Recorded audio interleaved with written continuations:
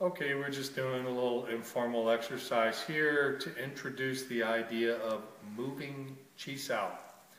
So, moving chi sao, we're going to be in chi sao like normal, and in chi sao we often will test a little bit, test the bong and our connection, and how expanded we are, whether we're not expanded.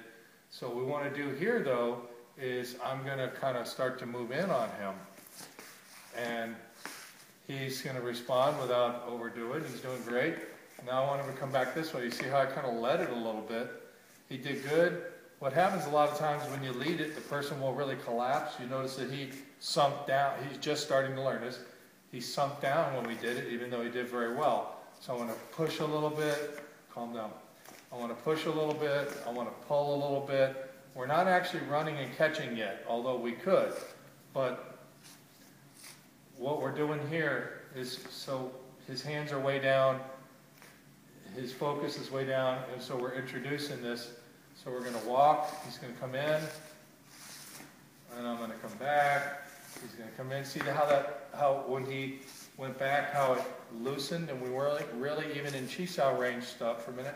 We weren't even really in chi sao range there for a second, then he sprung back in, we picked it up again. I didn't want to collapse, and et cetera, et cetera. So here we are. I would calm down a little bit with this, just test it a little bit.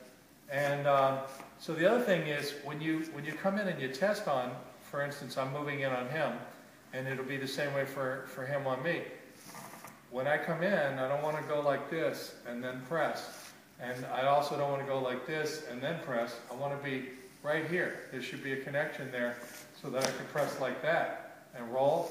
And the same thing here is when I come in, it shouldn't be like this or any other thing. It should simply be like that. I'm already there. And I don't overextend. So he comes back on me. See, he's right there. He's not having to gear up or anything like that. So walk in on me now. And now try shove him for the center line. There you go. Relax, relax, and come on in. And he's coming in. And now I'm going to come back. And I'm bringing him in a little and then back. And see his tendency, he took me off to the side. But that's not really what he wants, because he's turning the center line and I'm not giving him anything. If I was giving him something, and then he could, take it from me or whatever, I guess.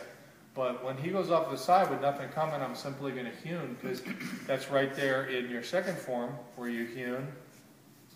And it's also in your third form where you come off here and then back there. And he actually led me a little over the center, which is good on his part. So I went a little further than I wanted to. But anyway, so here we are, we're walking in chi sao. And I'm just walking along. If you're third form level, you actually can keep your feet facing forward. And if you're anything before that, you should be in the Iji Kimima with your toes pointed inward.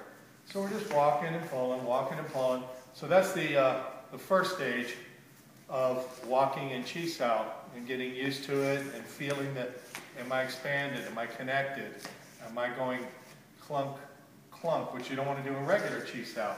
Am I pushing him down every time or doing crazy things like that. And relaxation is a good one. So I recommend relaxing. And then next we'll move on to the running and playing full chi sao.